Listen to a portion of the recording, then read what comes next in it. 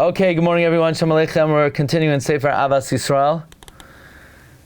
The learning is dedicated by the Harris family of Cleveland, L'ilui Nishmas Rabbi Moshe Hauer. And even if, let's say, you go to a shul where they're laning the Haftarah from a regular Chumash, let's say, so even though, of course, they should try to get a klaf, but there'll still be a mitzvah to love them. In other words, you wouldn't be allowed to hate those Jews just because they don't have a klaf for the Haftarah. Okay, so in Parakeh, the Chafetz Chaim began by saying that you need to remove the sinah from one's heart, and then your soul could be purified from sinas chinam, so that you could come to say vidoy. And just like when it comes to the sin of gezela, if you haven't returned the stolen object, so then even Yom Kippur is not mechaper. The same thing with sinas chinam. If you're still harboring hatred in your heart, you cannot come to say vidoy. And even many viduyim will not help. It's like toivo v'sheretz biyadai. Now we mentioned last time, just to refresh your memories, that a tachbula would be to say what the Chafetz Chaim formulated, that you say mehayoim v'hala in li shum taroimes v'sina al chaverai yivarcheu Hashem b'chol inyanav. Okay. Gam yargel adam asatzei ladin es chaver lekavschos. You should train yourself to judge someone favorably.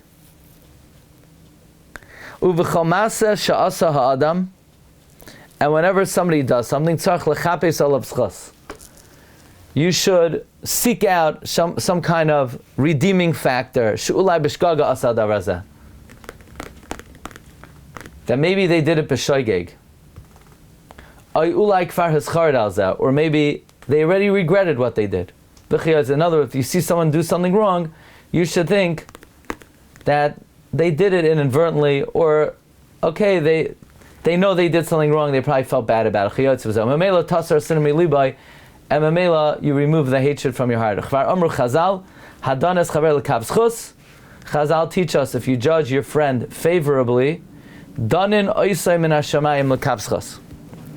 they will judge you favorably from heaven. Okay, this is something we spoke about extensively when we were learning Sefer Chafetz Chaim. We find further in Chazal, don't judge your friend until you reach his place. What does that mean? Sometimes you ask your friend a favor. You ask him to lend you something.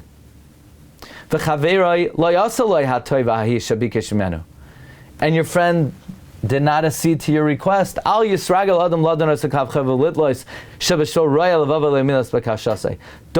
get into the habit of judging your friend in a guilty way and say, you know why he didn't help me? He's just a bad person. You should look further, you should investigate. Maybe he doesn't have the money. Says the Chafetz Chaim, you ready for this phenomenon? You ever hear of such a thing? There are a lot of people with big houses and fancy cars that have no money. I know many people like that. Many people, the way they accord themselves, they act in an extravagant manner. Everyone thinks they're wealthy and they're prominent. The truth is, they have no money in the bank. They are compelled to accord themselves because they don't want a stingy kind of lifestyle to damage their career. So they have to, so to speak, act like, they have a nice house and a nice car. Or if people see that they're being very spendthrifty, then all their collectors are going to come demand that they pay up immediately. They're afraid that their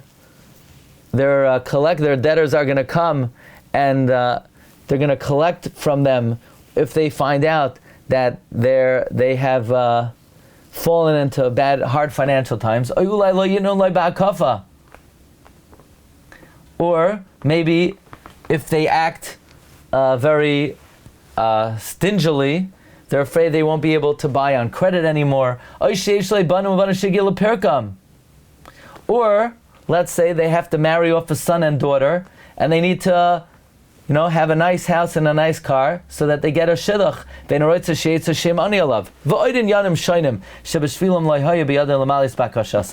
Also, they're, like the Chassam Sofer says, Share terutzim lo ninalu.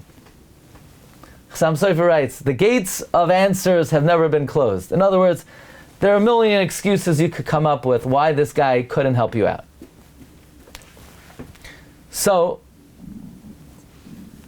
the Chafetz Chaim we'll see tomorrow will say, if you were in a situation like that, you would want the other person to find some kind of redeeming quality in you, so you should do that for him.